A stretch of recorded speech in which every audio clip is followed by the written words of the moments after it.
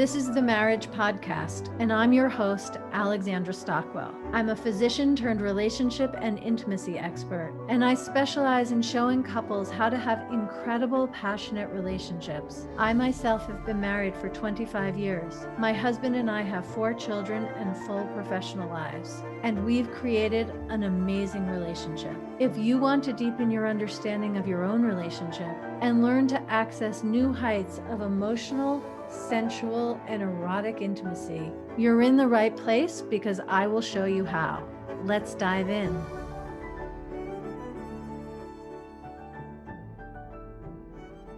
Hey everyone, this is Alexandra. Welcome back to the Marriage Podcast. And let me just say right up front, if you haven't yet listened to the segment that I did with Melanie and Kevin Scott, you should go back and listen to it. I'll link to that interview in the show notes because this conversation is going to be a different one, but together with the last one, you will access some true synergy. I'd like to begin now by introducing Melanie and Kevin. You can find out so much about Melanie by just going to her Facebook or Instagram pages. Again, the links will be in the show notes. And you'll also learn a great deal about Kevin by doing that because they are each such rich, eloquent, inspirational individuals. And there is something so special that exists between the two of them, which they generously make available through social media and through our first conversation, I'm sure the second conversation as well. Anything that either of you want to add, and a warm welcome back. Thank you so much. You always introduce us in the coolest way. I think that the only thing to know if you haven't watched the first part of this is that Kevin and I do incredible work as a team in our lives behind the scenes. Kevin's a huge piece in navigating the Alpha Femme brand, but he also has his own brand and helps men develop in the most incredible ways. He's, in my opinion, the best coach there is out there to help men lead themselves in relationships and self-confidence and masculinity. He's absolutely extraordinary. And the work I do with women is all in the feminine energy and understanding how to balance both energies. So we do beautiful work together in our personal lives. And there's going to be more work together in the future in our business lives, but we each do incredible things, Kevin for the men and I for the women. And again, to my opinion, Melanie is absolutely 100% the best coach for women, for feminine energy, for business, for basically anything.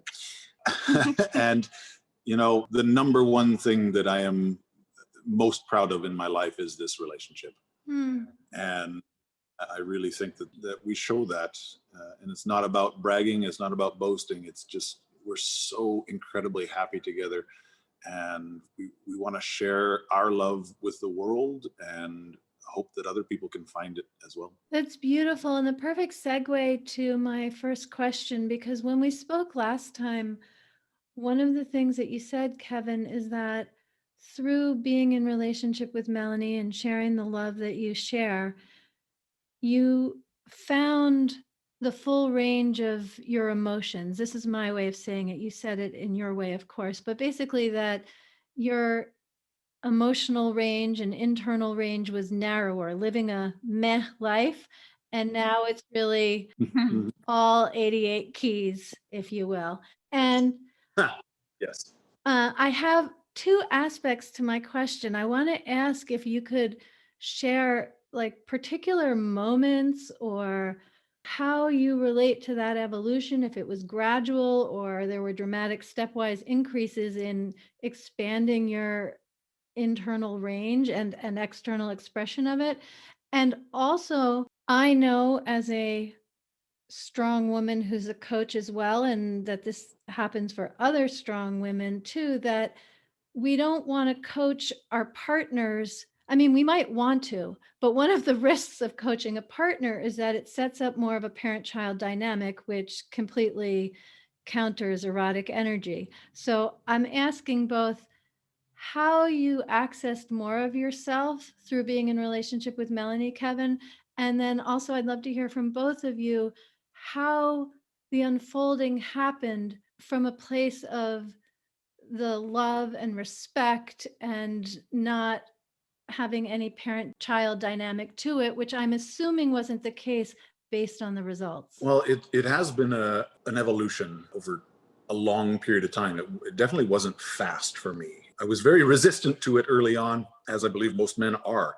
It's not something we come by, I don't want to say naturally, because emotions are all naturally, but we've been ingrained to not have them since such a young age. You know, I started this journey at age 30, 36, 38, and it's still growing. It's still evolving. I'm not perfect in my emotions. I don't know if people are perfect in their emotions, but I'm still learning about myself, but I'm very open to it now, whereas before I wasn't. And it took a lot of trial and error. Best thing about it, though, was Melanie would always hold space for me. And when I was able to express my true emotions, there was always compassion and understanding on the other side. It took a long time for me to figure out the difference between my thoughts and my emotions. And sometimes I still get caught in it, but like I said, it's an evolution of myself, and it's not something I ever want to give up on, because I feel so much better about who I am now. And I can feel so much stronger in my relationship. I'm not giving it back. This is going away. You're not going back in the box. No, absolutely not. And I think for me, what happened was I was ready in my life to change for me. And I desired companionship, and I desired romance, and I desired love. But above all else, I desired to heal my patterns. I was very well aware by the time I met Kevin that there was a lot of work to do. So when he came into my life as an unperfect human being, and I was an imperfect human being, I didn't need him to be perfect in order for me to be okay, which is something that I often needed in my other relationships before, which was like, I'm going to mother you into submission, or I'm going to mother you into masculinity so that I can be safe, which just doesn't work. With Kevin, I felt safe because of who he was. It didn't matter that he wasn't into personal development. It didn't matter that he thought nuts when I went to a Tony Robbins event. It didn't matter that he didn't get it. That was not a problem. What I got from him from the beginning was his strength. And he didn't need me to be anything either. Like, he was so strong in his masculinity, and he was so strong in his way of being. He didn't need me to be anything. So what I found in Kevin in the beginning was this space to be who I was and to figure myself out. And he didn't need me to be anything, and I didn't need him to be anything. And I didn't know where it was going to go. Kevin didn't want kids, didn't want to get married. He was just like a bachelor with a very masculine energy. And for where I was in my life, it felt like the perfect place to be. It was just a place where I could be who I was. And as I developed this journey, needing nothing from him whatsoever, just being in his energy felt like being on a charger, like as though somehow being with him, I just accessed this power I'd never felt before, but I didn't need anything from him. So I did all the things myself. I went to the Tony Robbins events. I went to the T. Harv Eker events. I read the books. I did the work. I did the journaling. I did the coaching. I did the work. I did the work. I did the work. And the more feminine and the more powerful I became, the more curious Kevin became. But I never asked him to come, to participate, to read, to learn.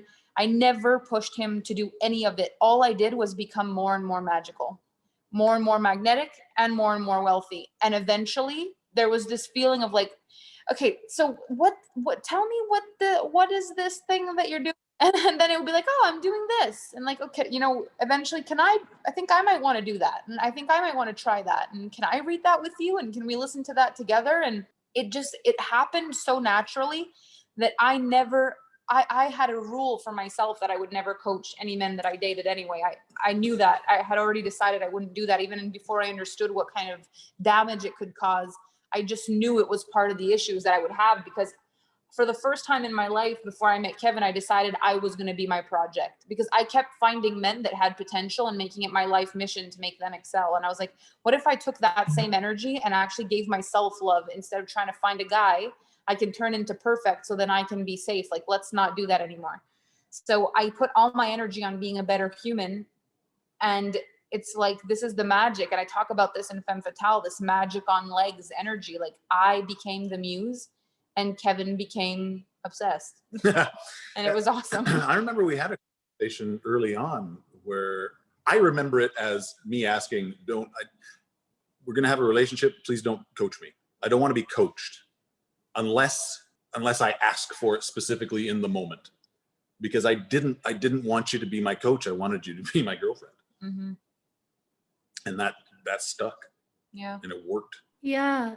It's amazing to hear that you set things up right from the get-go, although you were relatively early in your journey with personal growth and we're so clear about that boundary. I think it's something that just so many relationships would change if that were understood.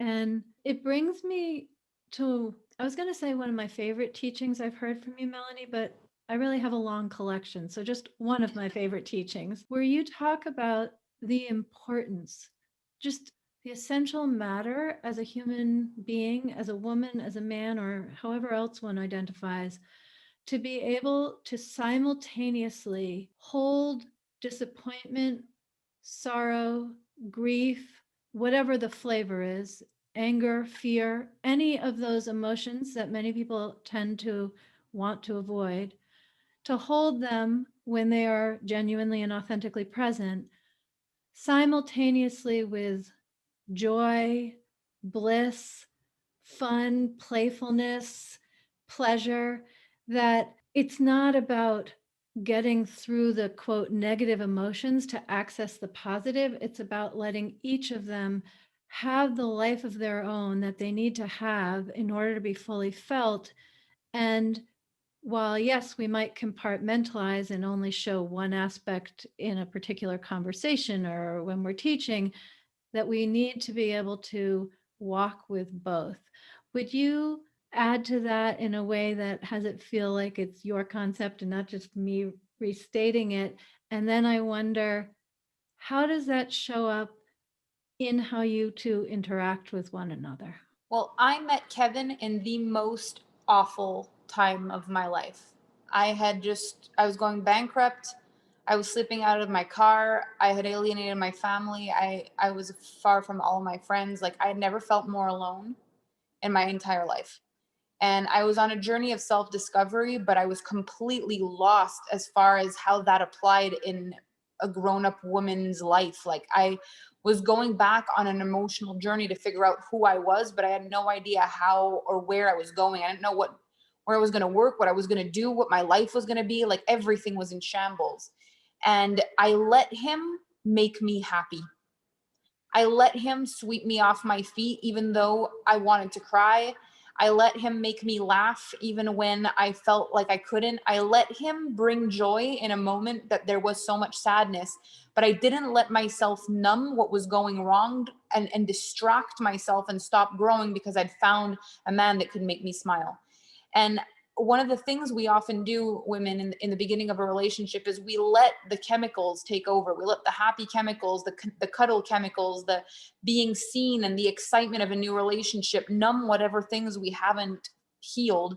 And we just stop our evolution and our growth. I often hear women talk about how they felt so powerful when they were single, and then as soon as they got into a relationship, they lost themselves. And this happens because we don't know that we can walk with both emotions. And instead of continuing our path of being this woman we're learning to be, we give it all up for the magic of the romance. And I didn't do that. I walked with both. I walked through my disappointment. I walked through my shame. I walked through my guilt. I walked through everything I was feeling. And I kept evolving and growing and healing those things while simultaneously letting life surprise me and feeling loved and romanced and butterflies and joy. I didn't numb everything that wasn't working to fall into Kevin. And I didn't not let him in because I had so much to process. So we started our foundation in this duality. And I found so much power in it because along the way, when I did continue my journey as a coach, I traveled a lot. Kevin had a job he hated. I had this career in coaching that was starting, and I used to travel a lot. We'd go weeks without seeing each other.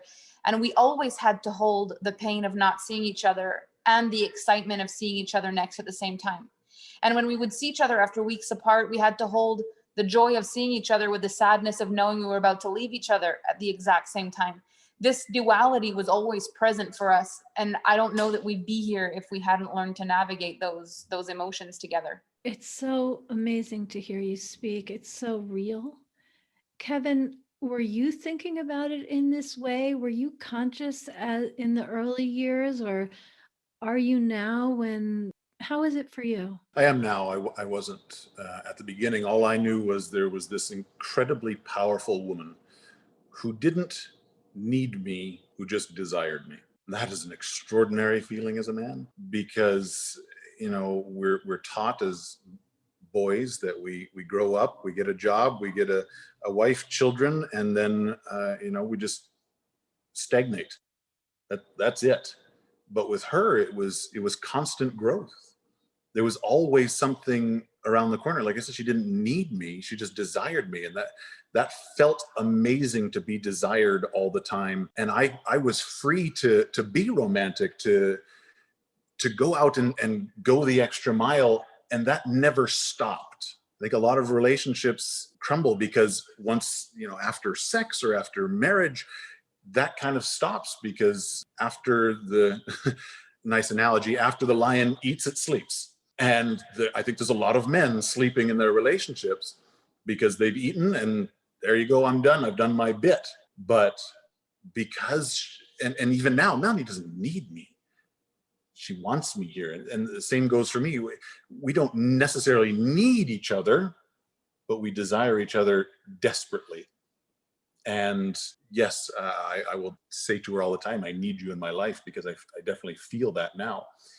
But walking with all of that is wonderful, and adding the ability to be sad, now that I have the ability to be very sad and very excited, it's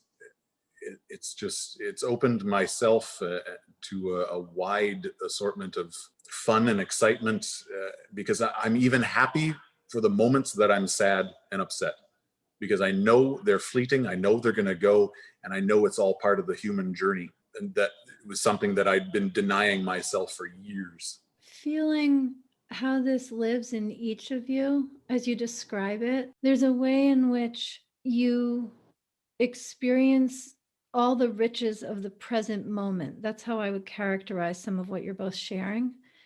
And I know that you have this really enlightened and ensouled relationship to the future as well, that you access while still being so in the present moment.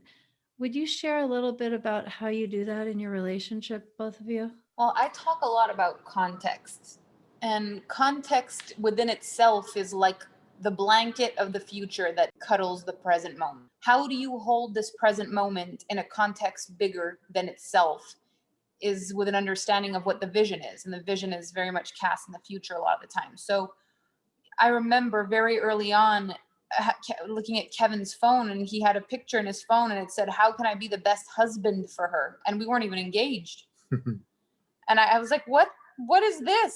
And it was like, he's always had this way of, he plants seeds with the intention of what the plant will look like.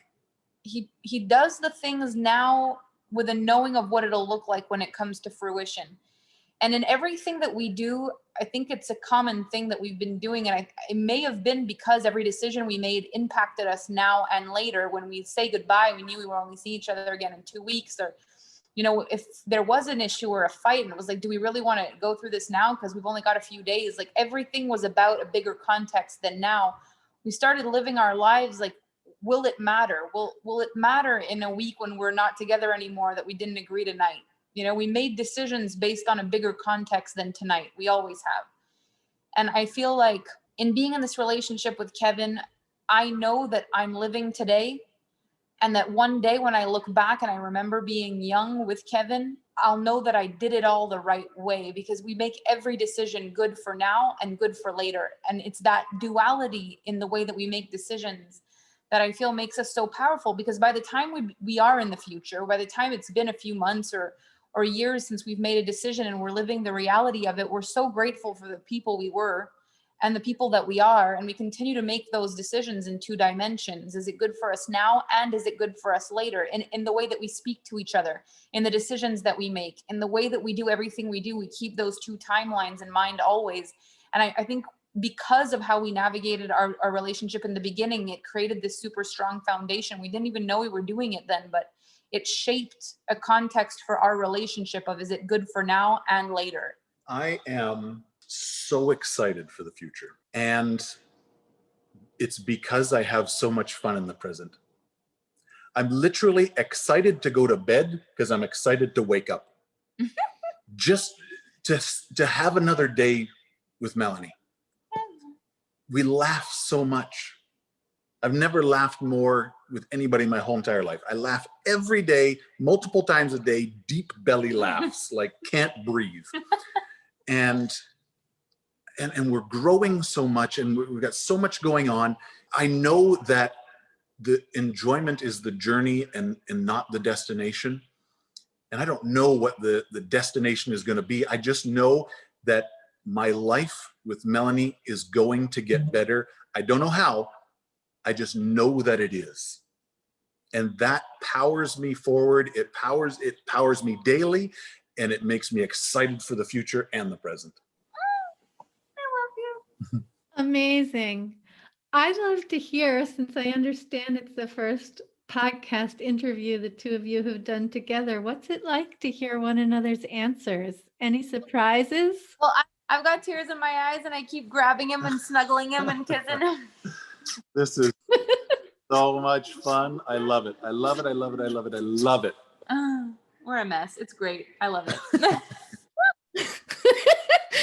Okay, that's so good. Well, anyone who's a regular listener knows that I usually ask a particular question about what has been learned about yourself through being in the relationship. And I feel like this entire conversation is an answer to that question.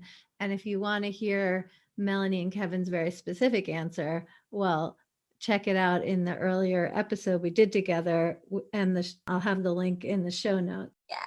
You know, one of the things about conversation with the two of you is another duality, which is that really in each moment it feels complete, and in each moment I feel like I just want to keep going. So I've been in the keep going phase until now, and now I'm going to go with the feeling complete and invite you each to share, for anyone who wants to continue the conversation and hear more about your relationship and be in the field of eloquence and energetic transmission. What's the best way to be with each of you? Well, first of all, we do our work separately. So my brand is the Alpha Femme brand, and I run it right now solely on social media. So you either be connected with me as a friend on Facebook, or you follow my Alpha Femme account on Instagram. Those are the best ways. I also have a group on Facebook, my Alpha Femme group. But really, if you're my friend on Facebook and you follow me on Instagram, you will know everything there is to know about me and my brand. And I am Effortless Alpha on Facebook, Instagram, and I've got the website effortlessalpha.com as well. But honestly, best way to do it is Facebook. I've also got a men's group called the Effortless Alphas. Okay, magnificent. And actually, I'm thinking that there are people who will be listening to this interview just dripping, salivating with inspiration and also sorrow for what they don't have. So first of all, if you're listening and that's your experience, it's an invitation to you to hold the duality. And I'd love to hear from each of you. What do you recommend as a next step if someone is listening and has that experience? Well, Kevin and I have got some stuff in the works for this year. So I would say follow us and keep your eyes peeled. But both of us have had relationships before this one. And it's cliche, but it's like one day you realize why all your other relationships didn't work. Whether you're in a relationship that's going to change because you've got to find yourself, or whether this is not the right relationship for you, either way, there's a life beyond the reality that you're in. And if you make it the most important thing in your life, it will change. You know, Kevin said it, I don't know if it was in this interview or the other, that like this is the thing that he's most proud of, is this relationship. And I've built a business that creates millions of dollars a month. I've created a legacy, an empire. I'm so proud of what I've built. I've done something I never thought I'd be able to do. And beyond all of that, the thing that I am the most in love with in my life is this relationship. Like if I had to pick, this is what I would pick every single time. And I think you gotta You got to do your relationship like it matters, like it's the most important thing in the world. And if you do that, then it becomes the most important thing in the world. And eventually, you go first. I believe women go first. I really do. I think we go first. We're the magic on legs. And when we are full and overflowing, we're like magnets. And, there's inner work to be done. Alexandra's an incredible coach and does so much incredible work with women and men. In my world, my Femme Fatale program is probably the most incredible program for women to find their power. It's the journey I took myself on that made me an energetic match for Kevin.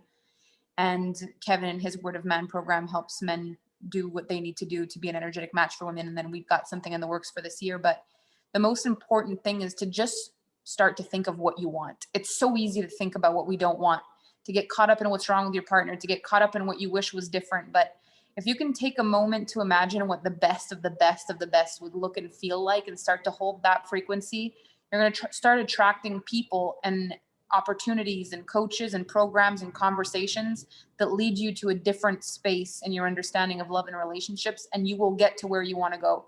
The first thing, though, is you've got to be willing to know that you're the source. Like, you are the core thing that's got to change for this all to change. And if you're willing to do that, everything will change.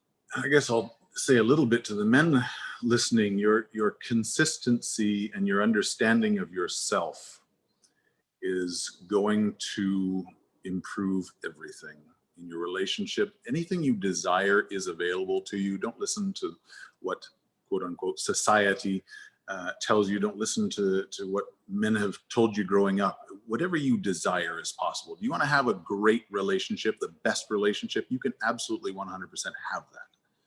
Your consistency, your discipline is required. And understand yourself so that you can understand your partner better. That's the basis, that's the foundation of it if you want to start to grow and have everything you could ever dream of. Thank you both so much. And I say that, on behalf of myself and on behalf of everyone who gets to hear this interview. Thank you so much for having us on. Thank you for being our first interviewer ever. You nailed it. All right. Thank you for joining me for this episode of the Marriage Podcast. Please rate and review the show on iTunes. It really makes a difference. And if you have a question or a comment, reach out to me via my website at alexandrastockwell.com.